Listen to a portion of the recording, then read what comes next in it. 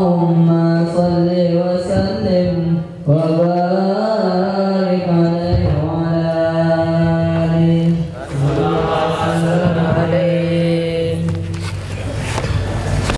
الله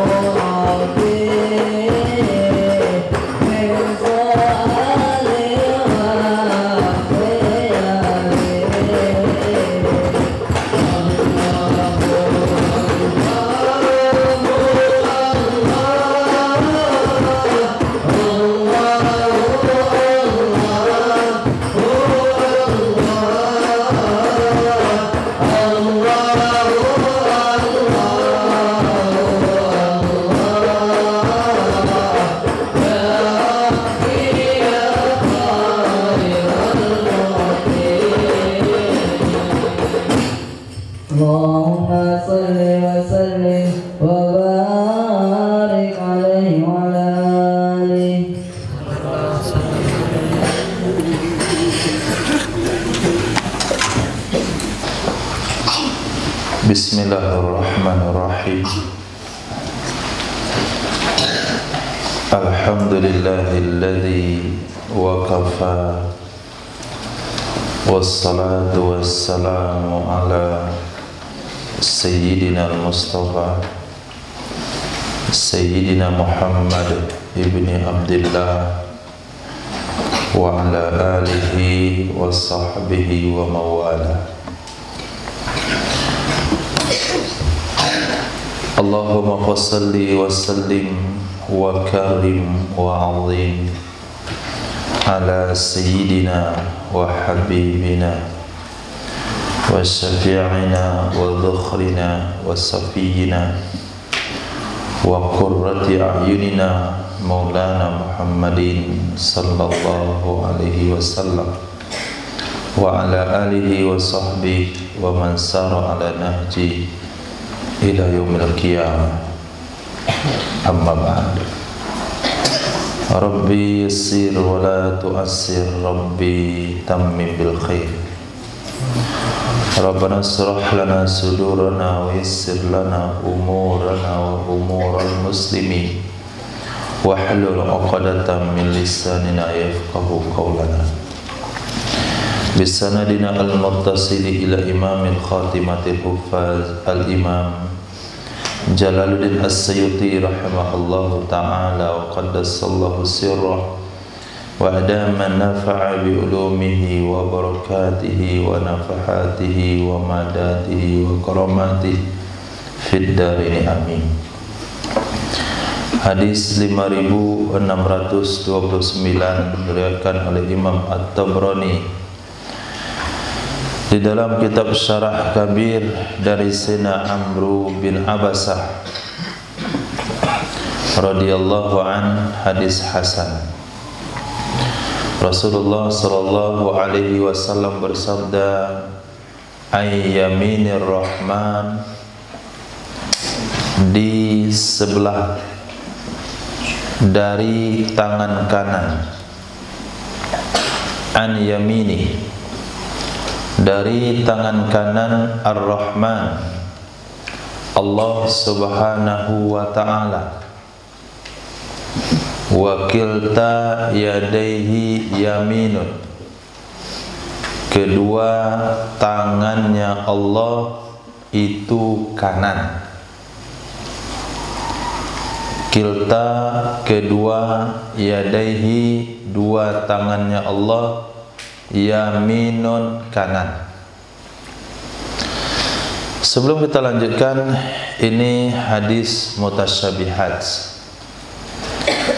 Ini di antara hadis yang membedakan antara ahlus sunnah wal jamaah dengan wahabi salafi.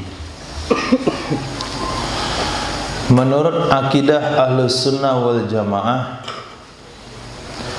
bahasa tangan kanan pada hadis tersebut itu bukanlah tangan fisik,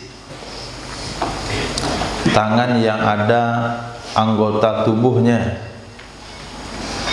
Karena kalau Allah subhanahu wa ta'ala ada anggota tubuh, maka Allah mirip dengan makhluk.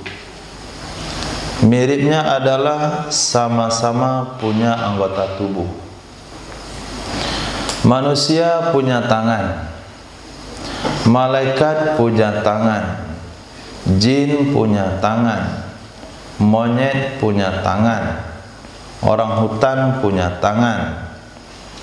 Maka mereka dikatakan makhluk,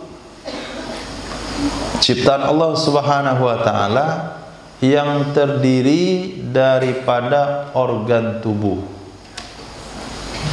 Kalaulah sekiranya hadis ini juga diterjemahkan seperti teksnya, yaitu Allah punya tangan fisik, maka Allah sama dengan makhluk, sama-sama punya tangan, sama-sama punya tangan. Apalagi dikatakan kedua tangan Allah kanan, bukankah itu menunjukkan kepada cacat? Kedua tangannya kanan. Antum punya sendal dua, kedua-duanya kanan, bagus nggak? Punya pipi dua, kedua-dua pipinya kanan, bagus? Panjang mukanya. Kedua, dia punya dua telinga, kedua telinganya kanan, bagus?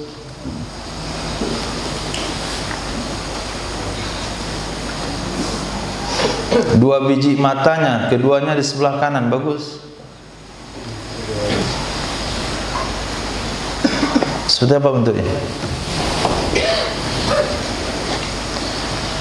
Nah, maka ahli sunnah wal jamaah tidak terima makna hadis ini secara tekstual, harus ditakwil. Maka mentakwil di dalam ayat Al-Quran atau hadis Nabi Sallallahu Alaihi Wasallam yang berkaitan dengan zat Allah Subhanahu Wa Taala menurut akidah Ahlus Sunnah wal Jamaah wajib. Kalau tidak, nanti bertentangan dengan ayat yang berbunyi laisa kamitslihi syai'. Mengantuk berdiri. Antum merasa mengantuk, langsung berdiri. Jangan diperturutkan mengangguk-angguk nggak jelas. Nggak ada yang masuk. Nah, kedua tangan Allah itu kanan. Lalu apa maksudnya dua tangan di sini? Maknanya menurut Imam Abdul Rauf Al-Manawi adalah Allah memiliki sifat sempurna. Allah memiliki sifat yang sempurna. Karena kalau dikatakan tangan kanan dan kiri, mana yang lebih mulia? Tangan kanan. Mana yang kurang mulia? Tangan kiri. Jadi tidak ada bahasa kurang pada sifat Allah. Maka disebutlah kedua-duanya kanan. Tapi jangan sampai kebayang Allah memiliki fisik yang atau anggota tubuh yang namanya kanan. Kalau itu yang kebayang dan itu yang antum yakini, antum Wahabi. Walaupun salatnya Syafi'i. Tapi akidahnya Wahabi dan dia masuk neraka. Itu disebut dengan akidah tasbih tajsim. Tajsim mengatakan Allah punya fisik, dan itu salah satu akidah sesat.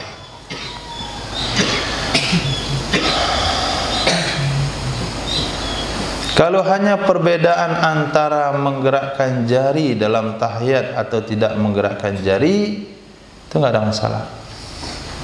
Kalau perbedaan hanya sekedar meletakkan tangan ketika bersedekap di atas perut atau di atas dada, tidak ada masalah. Kalau sekiranya selepas sholat zikirnya sir, lalu ada zikir jahar berjamaah, perbedaan itu nggak ada masalah. Tapi perbedaan yang mendasar antara Ahlus Sunnah dengan Wahabi adalah akidah tentang ketuhanan. Antum waktu SD pernah belajar tauhid pesantren Ramadan? Tauhid terbagi berapa? Nggak ada yang tamat SD. Jihad tauhid terbagi berapa? Alhamdulillah lupa. Memang ilmu sesat itu harus dilupakan. Jadi kalau ada akidah yang mengajarkan tauhid uluhiyah, tauhid rububiyah, tauhid asma wa sifat, tauhid terbagi tiga, ini termasuk tauhid dari akidah tajsim, dan tasbih. Nah, hati-hati dengan akidah Wahabi.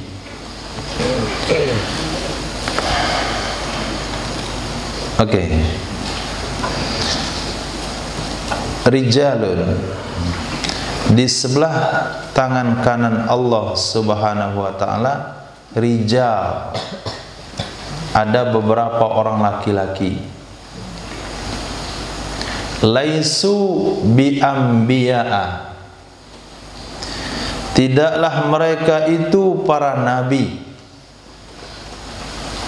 Laisu, tidaklah mereka bi anbiya'a, para nabi. Wala syuhada'a, tidak juga orang-orang mati syahid.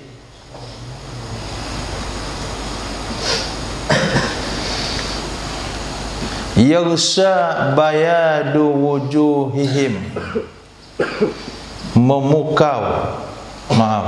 menyelimuti atau memukau bayadu wujuhihim, oleh cahaya putih muka-muka mereka,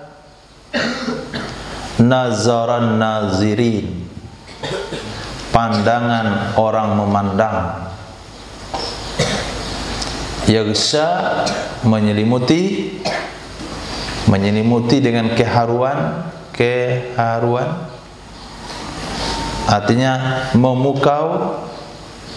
Bayadu wujuhim, putihnya muka-muka mereka, nazaran nazirin, pandangan orang yang memandang, bikin orang terpukau. Yaghbituhum an-nabiyyun, cemburu kepada mereka oleh para nabi. Cemburu kepada mereka oleh para nabi. Wasyuhada'u, dan orang-orang yang mati syahid. Kenapa mereka dicemburui? Bimaq'adihim, dengan sebab tempat duduk mereka. Dengan sebab tempat duduk mereka, karena tempat duduk yang diberikan kepada mereka adalah mimbar dari cahaya. Jadi nggak perlu lagi dikasih lampu hias, karena tempat duduknya itu sudah terbuat dari cahaya. Yang kedua, asbab mereka dicemburi adalah qurbihim minallah, dekatnya mereka kepada Allah Subhanahu wa ta'ala. Qurbihim, dekatnya mereka, minallahi, dari Allah, maksudnya kepada Allah Subhanahu wa ta'ala. Siapa mereka-mereka? Hum, mereka itu adalah jima'un, kumpulan-kumpulan. Jima'un, kumpulan-kumpulan, min nawazi'il qabail, dari belahan-belahan suku-suku. Nawazi', belahan-belahan yang berbeda-beda, al-qabail, suku-suku. Mereka berkumpul dari suku yang berbeda-beda. Apa tujuan perkumpulan mereka? Kemarin baru saja ada perkumpulan se-Indonesia. Apakah itu masuk dalam perkumpulan yang dimaksudkan? Mulai pada Aceh sampai ke Papua. Tapi mereka berkumpul bukan karena tujuan ini. Yajtami'una ala dzikrillah, mereka berkumpul untuk mengingat Allah Subhanahu wa ta'ala. Mereka berkumpul untuk mengingat Allah Subhanahu wa ta'ala. Ini salah satu dalil zikir berjamaah Wahabi. Ini salah satu dalil zikir berjamaah. Yajtami'una ala dzikrillah, mereka berkumpul mengingat Allah. Jangan kamu bilang nggak ada dalilnya.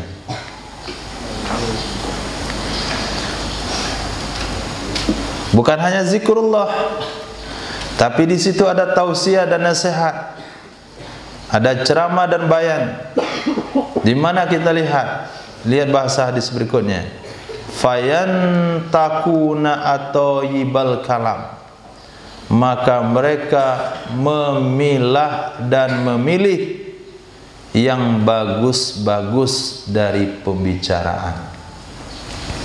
Fayantakun, lalu mereka memilah dan memilih at-thayyiba, yang bagus-bagus, al-kalami, dari pembicaraan yang disampaikan dari majlis tersebut, kama yantaki akilut tamri, sebagaimana memilah dan memilih oleh orang yang memakan kurma, at-thayyibahu, yang bagus-bagusnya kurma.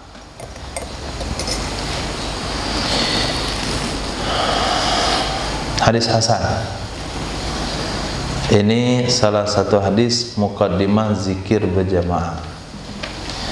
Ini hadis pertama yang disampaikan dalam majlis tausiah. Hadis pertama yang disampaikan dalam majlis bayan. Jadi mereka berkumpul dari suku yang berbeda-beda. Hari ini pergerakan apa atau kelompok siapa yang berkumpul daripada suku yang berbeda-beda, hanya semata-mata untuk zikrullah.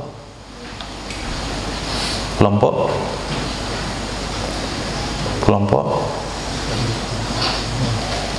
anak karkun, kelompok tablik, kelompok ayah moyangmu,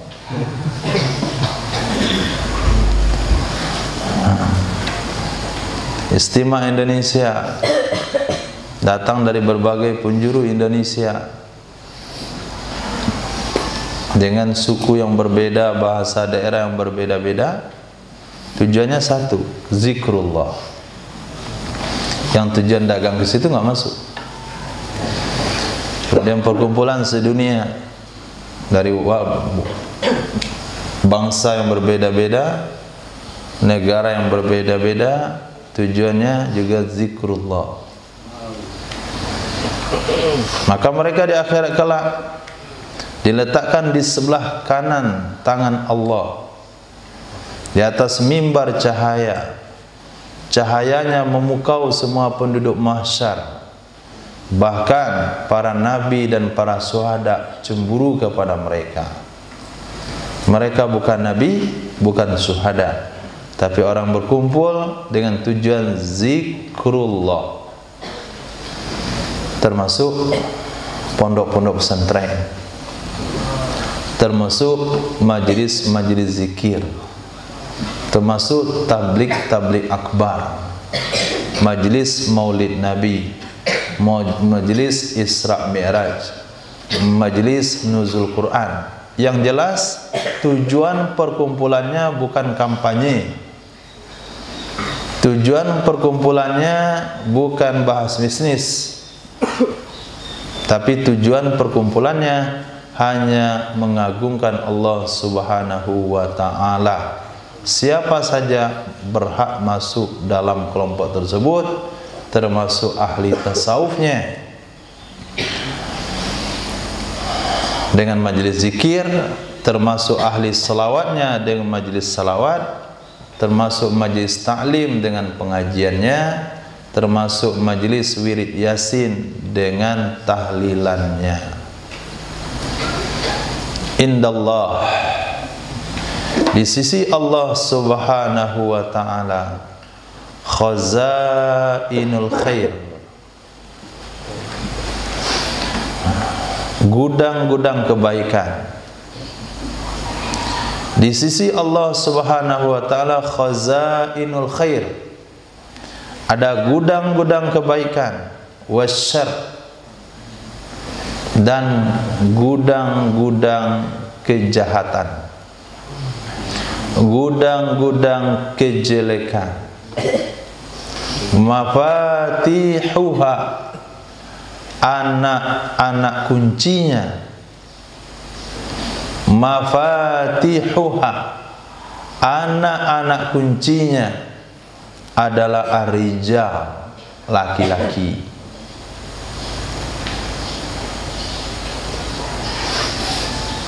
Baiknya sebuah negara bergantung kepada laki-laki di negara tersebut.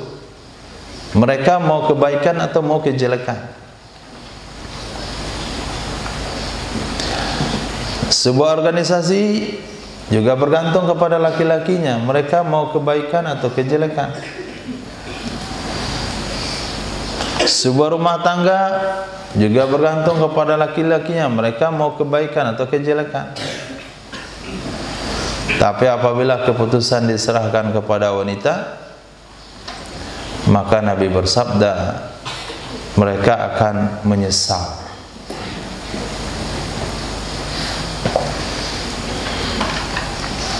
Fatuba, maka beruntunglah.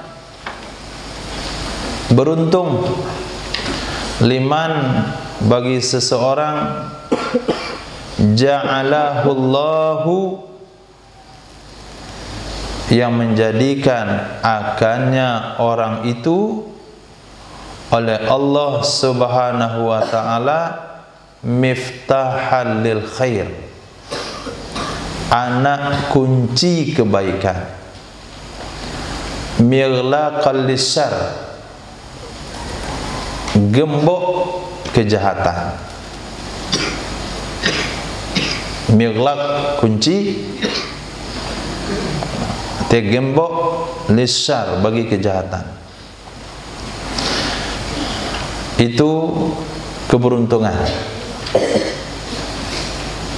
Kalau sekiranya kehadirannya, keikut sertaannya itu justru membuka kebaikan-kebaikan. Kehadirannya, keikut sertaannya membuat kejahatan-kejahatan tertutup.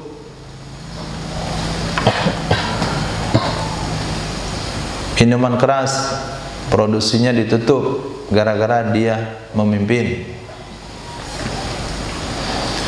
Lokalisasi dijadikan klasisasi karena dia yang memimpin. Narkoba nggak berkutik karena dia yang memimpin. Koruptor semuanya hukum mati karena dia yang memimpin. Jadi semua orang yang punya niat-niat jahat nggak bisa berbuat gara-gara dia. Semua orang-orang yang berbuat baik dapatkan peluang, dapatkan dukungan, mendapatkan sokongan dari dia. Itulah orang yang beruntung. Pai makan anfusukum. Antum pada posisi yang mana? Apakah dengan kehadiran antum membuat orang terperosok kepada perkara jelek, atau kehadiran antum justru membawa orang kepada kebaikan? Kalau kiranya keberadaan antum menyebabkan orang berbuat jahat, adanya peluang-peluang, itu maknanya menjadi anak kunci kejahatan. Mana caranya? Oh, saya bisa punya ide. Nah, idenya itu untuk apa? Untuk kebaikan atau kejahatan? Wawail, dan celaka. Celaka dunia akhirat. Wail. Ada maknanya wail itu adalah neraka. Wailul lil musallin. Neraka wail bagi orang sholat. Wail, neraka wail tempatnya. Itu penafsiran pertama.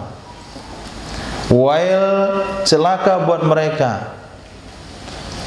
Liman ja'alahullahu, bagi orang yang menjadikan akannya oleh Allah Subhanahu wa ta'ala miftahal lisyarr,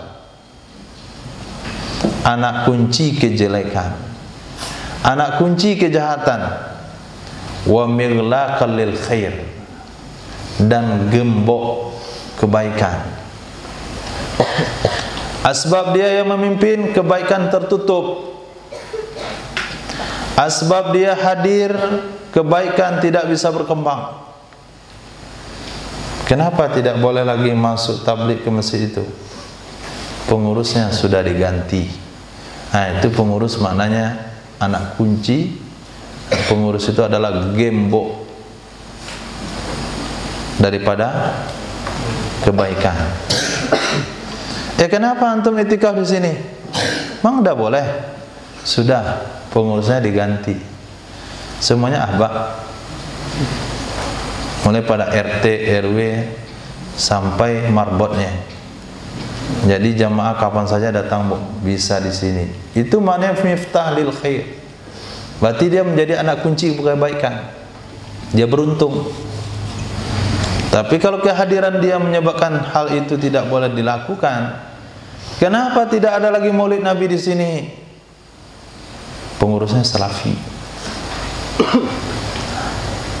Maka dia menjadi anak kunci kejahatan, gembok-gembok kebaikan. Allahumma ja'alna miftahil khair wa mighlaqal lisyarr. Indallah ilmu Umayyah ibni Abi Salt.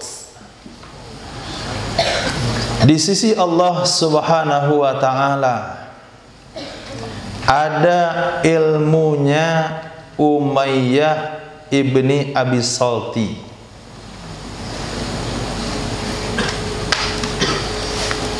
Coba disyarah tanpa syarah daripada ulama. Apa maksudnya di situ? Di sisi Allah ada ilmu Umayyah ibni Abi Salt.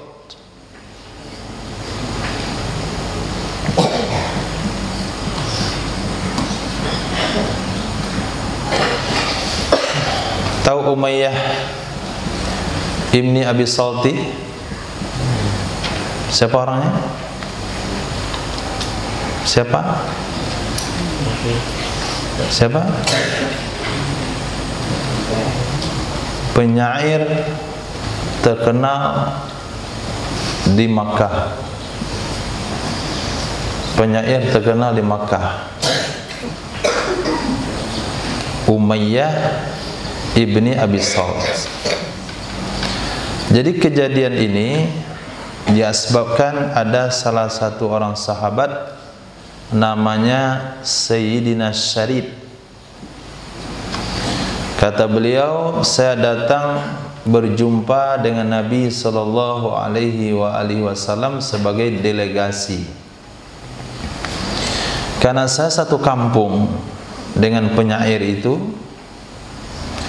maka beliau bertanya kepada saya, hal ma'aka syai'un min si'ri Umayyah ibni Abi Salt? Apakah kamu hafal sebahagian daripada senandung-senandung syair Ibn Umayyah ibni Abi Salti? Kata saya, na'am, saya hafal. Maka Nabi bersabda, fa'ansidhu, coba baca, coba senandungkan syair itu. Fa'ansadtuhu, aku pun membacanya 100 bait syair. 100 bait itu total kalimatnya 200. Karena satu bait itu 2 penggalan kata, jadi 100 bait ke bawah.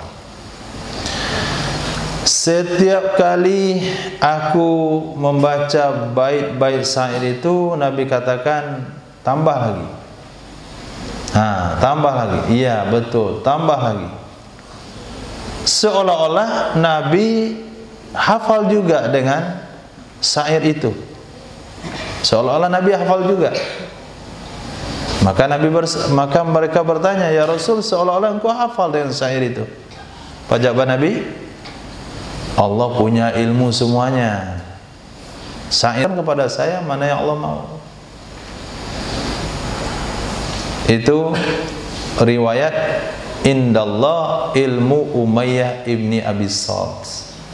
Jadi kebimbangan mereka atau pertanyaan yang mereka tanyakan kepada Rasulullah, kenapa Rasul kayaknya hafal juga dengan syair itu?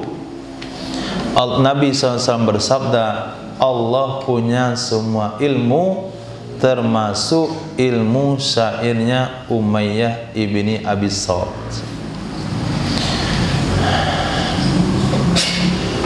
Hadis berikutnya Nabi SAW bersabda, indattikhazil aghniya ad-dajaja, ketika memelihara oleh orang-orang kaya akan ayam-ayam jantan, ya'zanullah,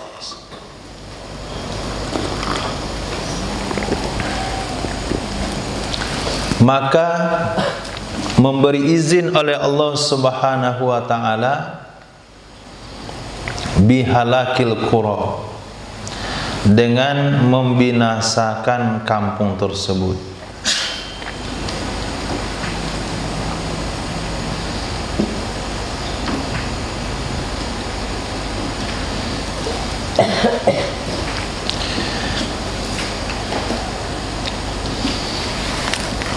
Ketika orang kaya punya hobi pelihara ayam jantan,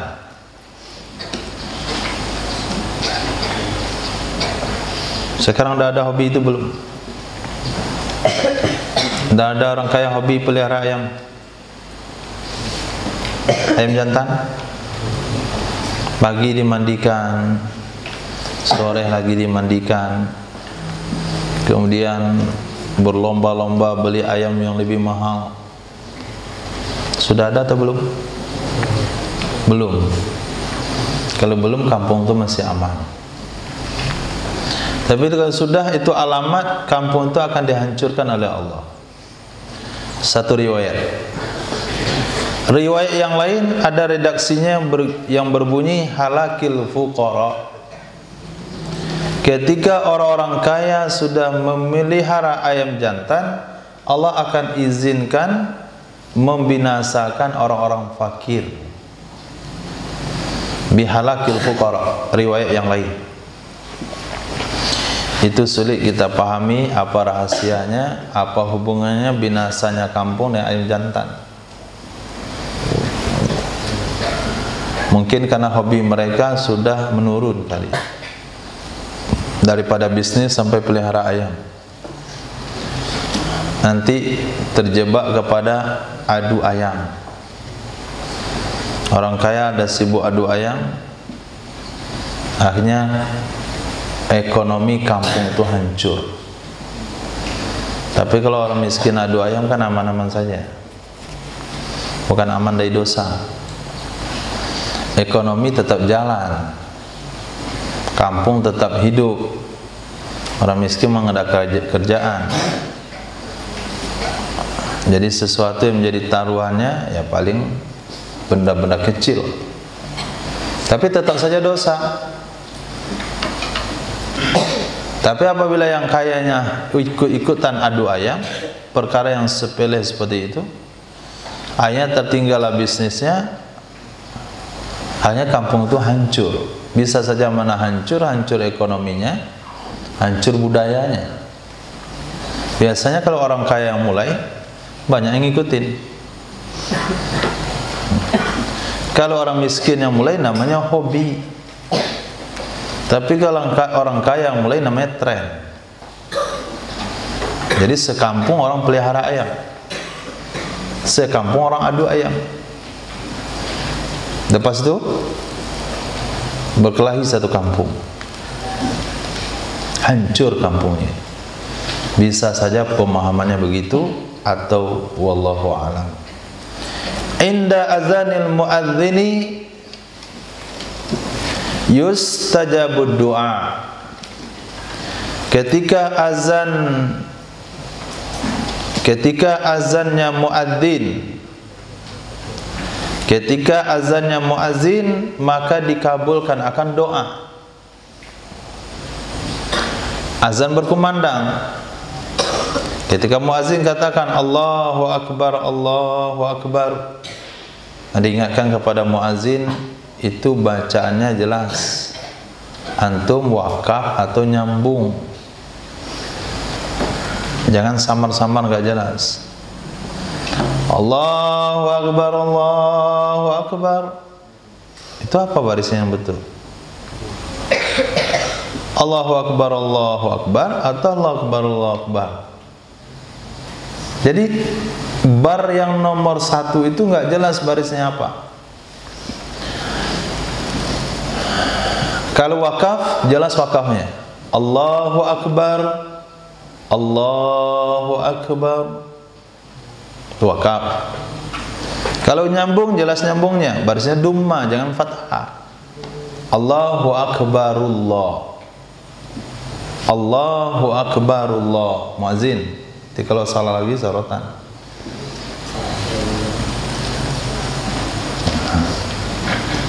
Muazin.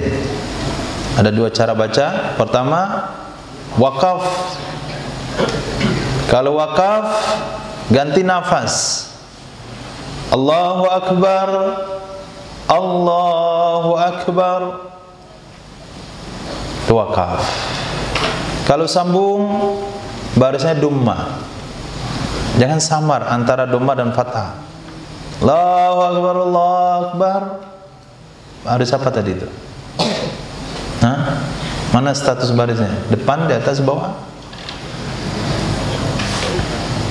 Mirip ke atas. Maka baris yang betul dumma. Allahu Akbar, Allahu Akbar. Maka orang mendengar akan menjawab Allahu Akbar, Allahu Akbar. Allahumma hdina wa afina min kulli bala'id dunya wal akhirah. Jadi dibaca doa, dijawab azannya muazin, kemudian disambung dengan doa sampai muazin selesai lagi. Dari kalimat berikutnya dijawab lagi, disambung lagi dengan doa sampai muazin daripada kalimat berikutnya. Kemudian kita jawab lagi, kemudian kita doa lagi sampai muazin mengumandangkan kalimat demi kalimat. Itu doa diijabah oleh Allah. Itu doa dimaksudkan inda adzanil muadzin, ketika azan dikumandangkan oleh muadzin. Fa idza kana al-iqamatu, maka apabila adalah iqamah, maka apabila adalah iqamah, qad qamatis salatu qad. Nah, selepas iqamah diiqamahkan, maka tuan imam dia akan ngatur salat. Stau di pojok. Sedang ngapain? Masih hidup? Stau. Apa? Kenapa maju sekali depan, mundur ke belakang? Duduknya di garis shaf, bukan maju ke dinding. Lagi. Stau. Stau. Nah, itu kan nampak muka antum. Masih ada tarik matanya. Istaqimu wa'tadilu. Shaf, lurus, rapat.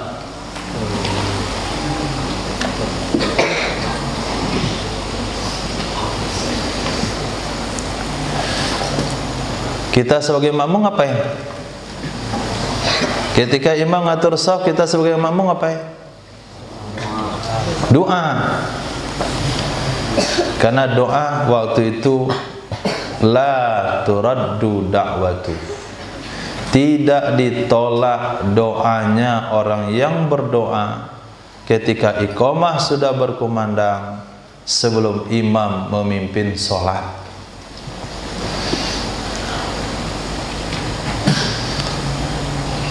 Itu salah satu doa istijabah di celah-celah azan dan setelah iqamah sebelum imam mimpin sholat. terlebih hari Jumat. Ini perlu antum memanfaatkan sebaik-baiknya. Pertama, setelah azan, sebelum khatib mulai khutbah. Setelah azan, sebelum khatib mulai khutbah, konsentrasi dan doa. Tapi kalau khatib dah bilang alhamdulillah, berhenti. Kemudian antara dua khutbah, ketika khatib duduk antara dua khutbah. Yang ketiga, ketika khatib sudah turun dari mimbar, iqamah dikumandangkan sebelum azan. Sebelum azan, sebelum kan tidur semua. Mana lagi azan dan mau sholat? Sebelum takbiratul ihram. Jadi 3 waktu itu dimanfaatkan semaksimal mungkin. Apa yang pertama kali antum minta kalau ada kesempatan doa diijabah sekali? Zahran, apa yang antum minta?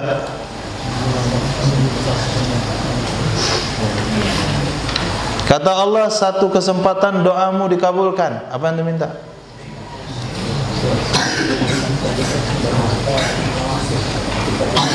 Hah? Tapi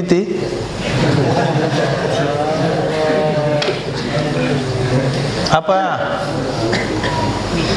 Bagaimana mau sungguh-sungguh dalam berdoa? Tidak ada tujuan sama sekali. Apri.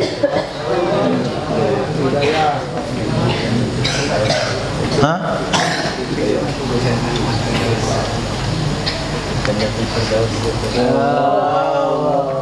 Itu belum pikir umat, masih penting diri sendiri. Kata Imam Syafi'i rahimahullah ta'ala, kalau aku diberi satu doa yang dikabulkan Allah, aku akan meminta pemimpin yang adil. Ini gayanya pikir umat, mintanya surga Firdaus.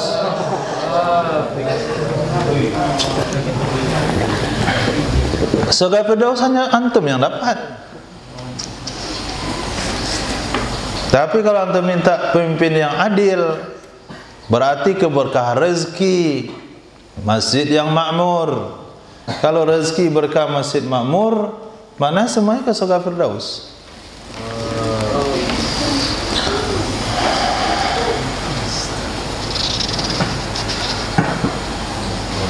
Antum tak fazal.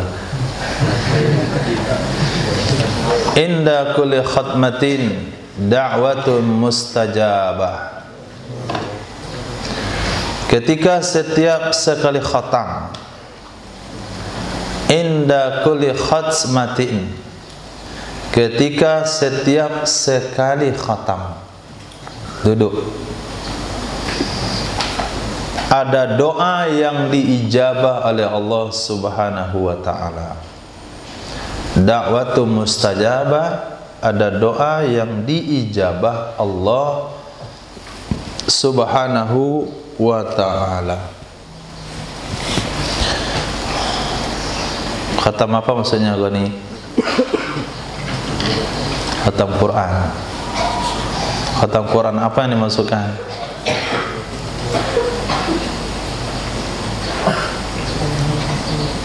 Dibaca dari awal sampai akhir.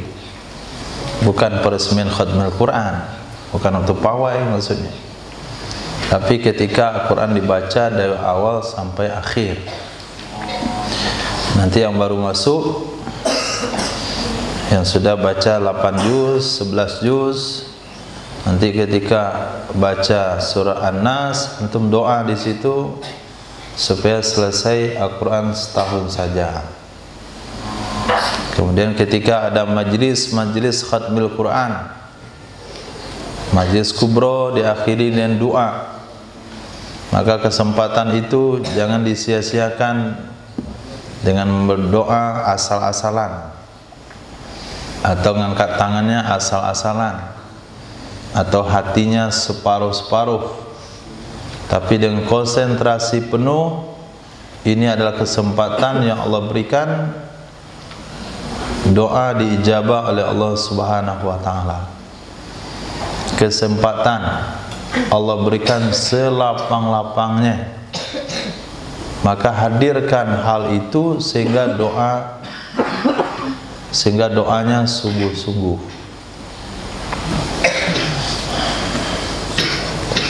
Indi akhwafu alaikum.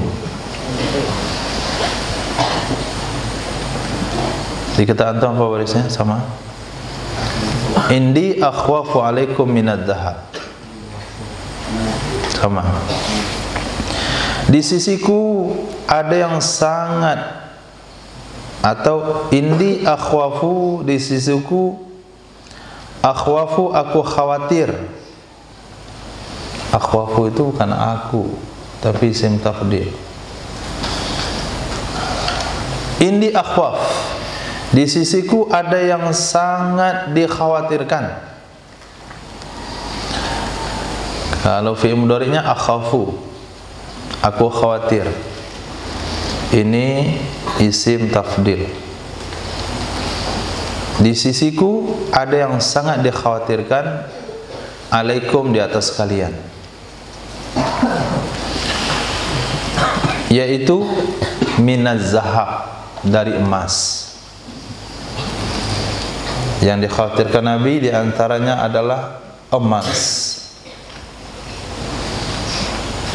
Emas bagaimana? Anad dunya satu sabbu alaikum sabba. Sesungguhnya dunia akan dituangkan.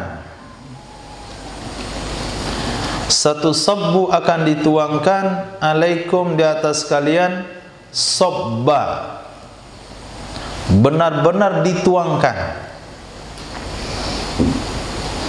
Antum ngerti bahasa dituangkan? Ada kawan antum demam,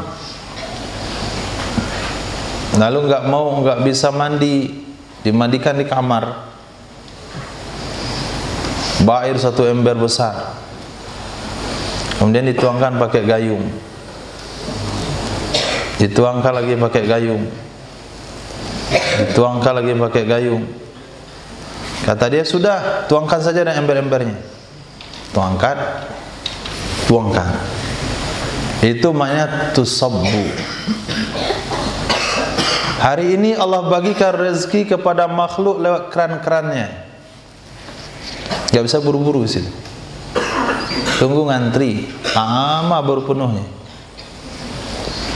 Keluar 100.000, keluar 200.000, keluar setengah juta, keluar 50.000, untung 5.000, kecil. Besok satu akhir daripada dunia ini, itu dunia itu akan dituangkan, nggak pakai keran lagi, kerannya dicopot, bukan pakai paralon lagi, tapi tandon-tandonnya diangkat, dituangkan ke umat, sehingga tidak ada satupun orang miskin.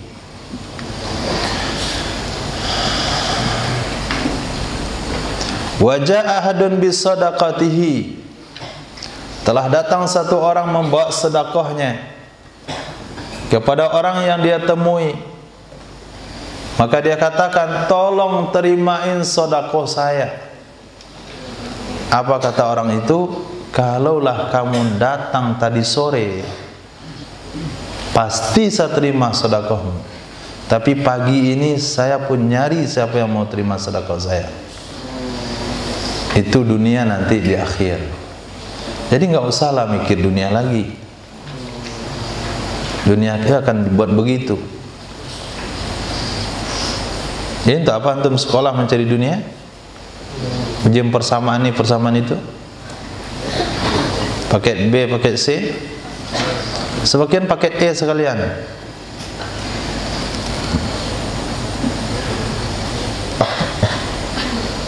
Karena yang akan lebih langka di akhir zaman adalah faqih,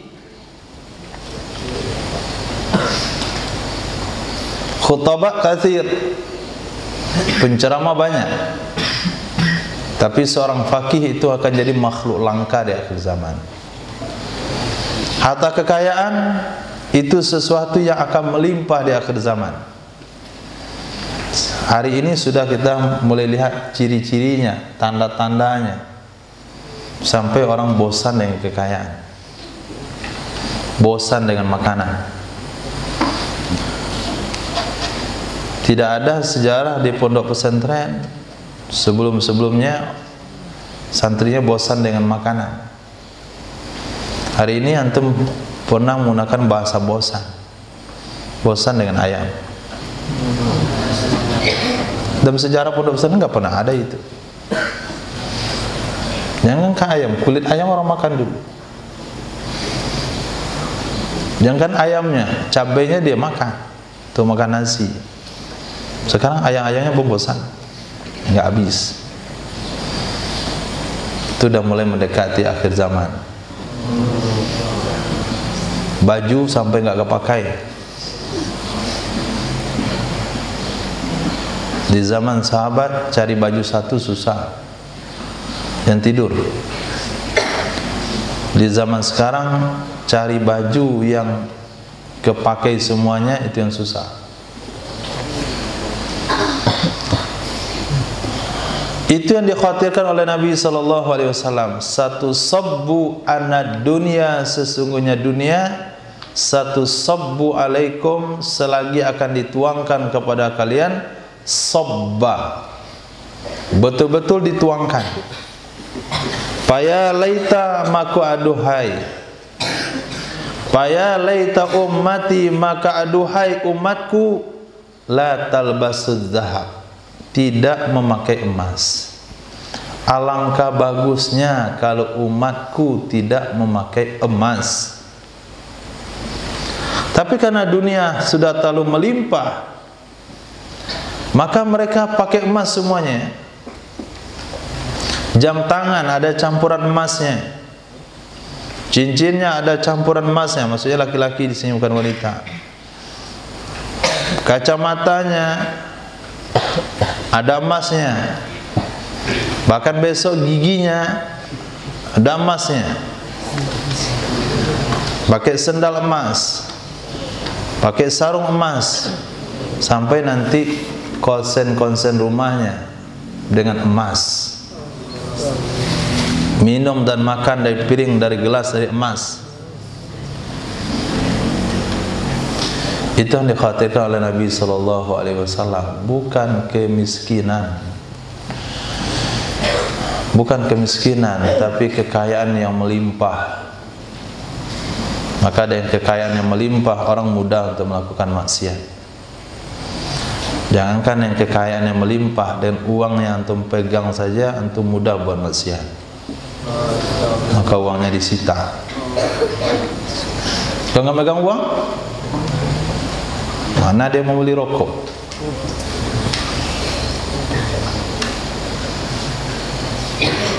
Kalau nggak pegang uang, di mana dia mau pergi ke internet?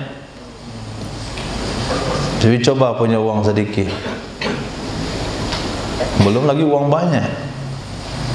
Kalau uang banyak mungkin dah sampai di tabok situ dia.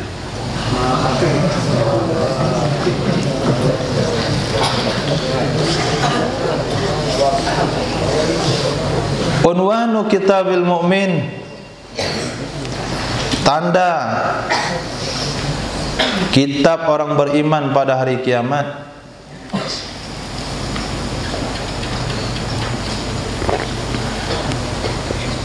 Husnu sana'in nas,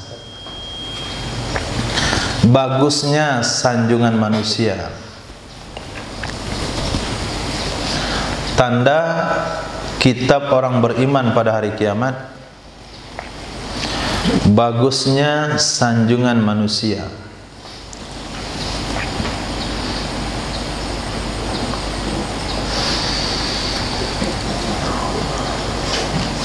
Hadis ini dijelaskan oleh hadis Nabi yang berbunyi, wa marra alaina jinazatun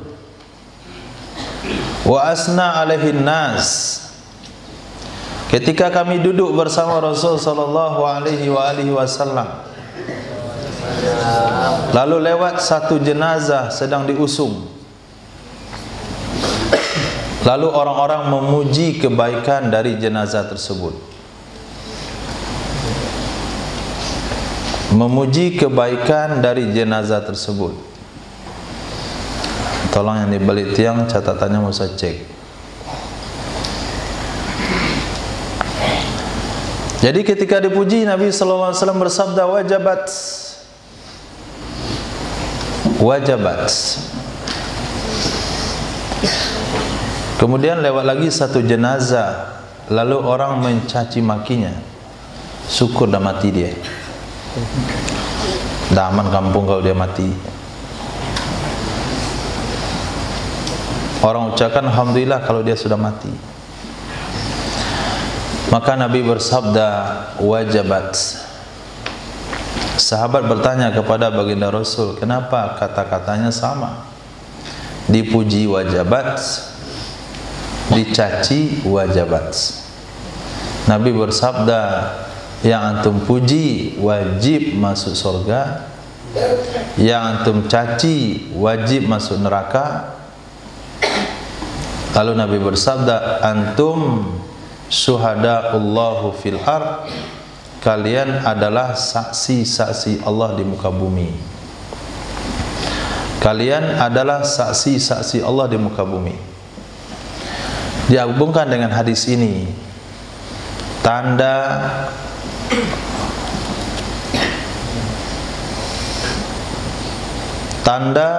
daripada kitab orang beriman, kitab yang akan diterima dari tangan kanan. Orang itu menerima kitab orang beriman di akhirat kelak atau tidak, itu tandanya sanjungan manusia pada hari ini. Akhirnya untuk mendapatkan itu ada tradisi di sebagian masyarakat. Ketika jenazah mau dikuburkan atau di pengkebumian di dekat alaqah perkuburan, mereka katakan, saya bersaksi jenazah ini orang baik. Bagaimana dengan saudara-saudara? Apakah bersaksi juga jenazah ini orang baik? Oh iya, kami bersaksi dia orang baik. Padahal nggak tahu tuh jenazah siapa. Itu hukumnya juga nggak boleh. Kalau kita tidak tahu jenazah itu jenazah siapa, nggak boleh bilang iya. Kalau kita tahu dia orang baik, baru boleh kita katakan orang baik. Dan itu sebetulnya bentuk usaha mendapatkan fadilah daripada hadis wajabat, mendapatkan fadilah daripada hadis unwanu kitabil mu'min yaumal qiyamah husnus sana'in nas. Bagusnya sanjungan daripada manusia. Tapi sebetulnya itu enggak perlu dengan ucapan-ucapan, tapi itu akan mengalir keluar pada mulut masyarakat setempat. Bagaimana sebetulnya jenazah itu, dia orang baik atau tidak baik. Unwanu sahifatil mu'min, tanda lembaran orang beriman adalah hubbu Ali ibni Abi Thalib, mencintai Sayyidina Ali bin Abi Thalib radhiyallahu anhu. Kalau dalam hatinya ada kecintaan kepada Sayyidina Ali, berarti catatan amalnya adalah catatan mukmin di akhirat kelak. Kalau dalam hatinya ada kebencian kepada Sayyidina Ali, dia tuduh orang-orang yang mencintai Sayyidina Ali itu Syiah misalnya, maka berarti dia tidak akan menerima catatan sebagai catatan orang beriman di akhirat kelak. Kalaulah mencintai Sayyidina Ali itu ada ciri, dia akan menerima catatan amal dengan tangan kanan. Maka kalau dia mencintai Sayyidina Rasul sallallahu alaihi wasallam, kemudian istrinya Sayyidina Ali, Sayyidah Fatimah, kemudian Sayyidina Hasan dan Husain, secara umum mencintai Ahlul Bait, itu tanda catatan amalnya dari tangan kanan. Tapi apabila dia menanamkan kebencian kepada Nabi, Ahlul Bait, dengan mengharamkan Maulidur Rasul, dengan mengharamkan selawat-selawat yang tidak berdasar. Kalau mau selawat, Allahumma sholli ala Muhammad wa ala ali Muhammad, jadi tambah-tambah. Nah, ada tola'al badru alaina, qamarun qamarun, hajarun bainas syajari, hajarun bainal hajari. Itu selawat yang kalian bikin, membid'ahkan burdatul madih, membid'ahkan maulid diba', membid'ahkan diyaul lami', membid'ahkan barzanji, menjemuk mawalid, syarful anam. Itu semua sanjungan yang mereka buat sendiri. Itu ciri-ciri dia akan terima catatan amal dari tangan kiri. Ahdullahi ta'ala ahaqqu ma uddi. Janji kepada Allah Subhanahu wa ta'ala itu lebih berhak untuk ditunaikan. Janji kepada Allah Subhanahu wa ta'ala ahaqqu ma, yang lebih berhak dari sesuatu untuk ditunaikan.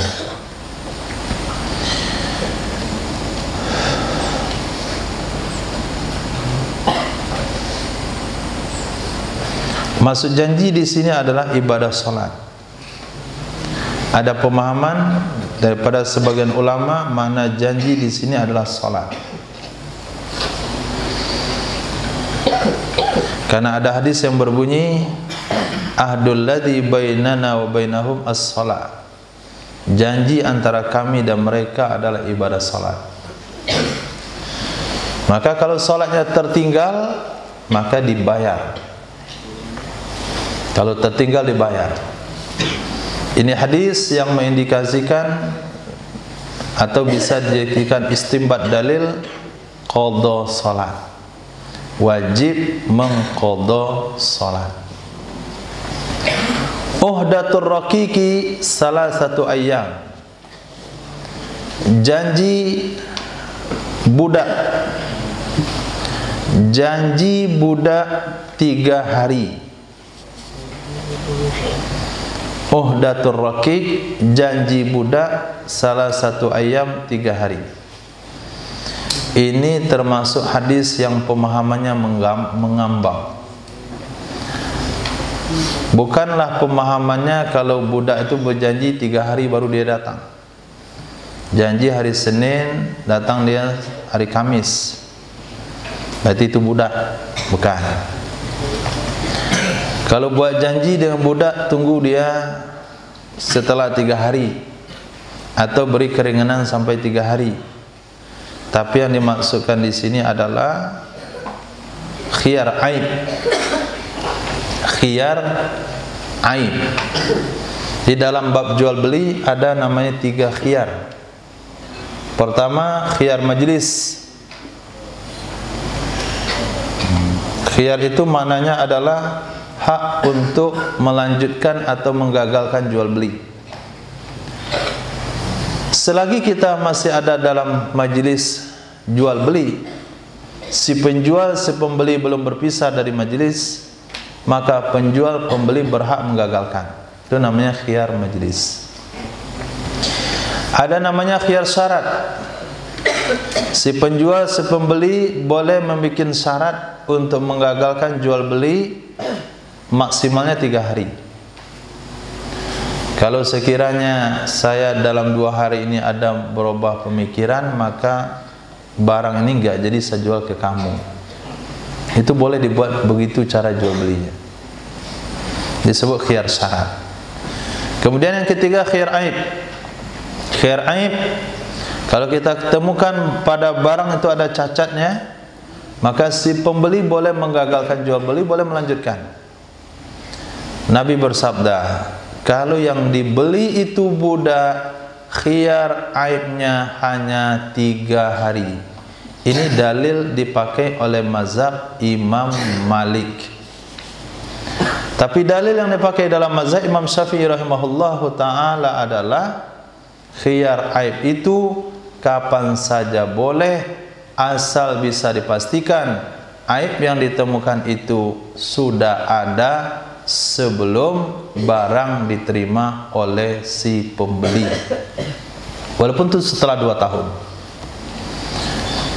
Titik terakhir, udul maridha, jenguklah oleh kalian akan orang sakit, bezuklah oleh kalian akan orang sakit, wattabi'ul janazah, iringilah jenazah, antarkan ke perkuburan, tudzakkirkum, niscaya jenazah itu akan mengingatkan kalian ke alam akhirat. Tak pikir-pikir sambil mengiringi jenazah, dibawa kemana ini orang? Kenapa dia dibawa ke tempat yang jauh dari pemukiman itu? Dia tidak memberontak, dia ikut saja. Ternyata masuk dalam semak-semak belukar. Kemudian di situ ternyata ada hamparan tanah, sebagiannya sudah ada penghuni, sebagiannya belum. Dilihat mana kuburnya jenazah ini. Ternyata di situ pekuburannya sudah ada sebagian menunggu. Kemudian diletakkan di atas kaki kubur, mulai dimasukkan pelan-pelan kepalanya ke dalam. Enggak berontak juga dia, ikut saja. Lepas itu ditutup dengan papan, diam juga. Ditimbunin tanah, dipadatin sampai bikin gundukan, enggak keluar juga. Ternyata jenazah itu adalah jenazah antum.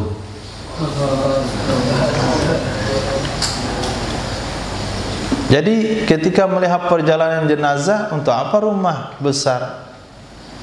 Untuk apa kendaraan mewah? Untuk apa pakaian bagus? Untuk apa uang banyak?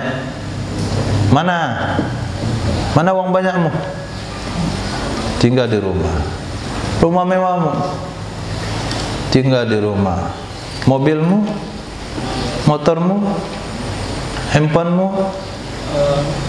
Tinggal di rumah semuanya. Binimu? Sebentar lagi diambil orang.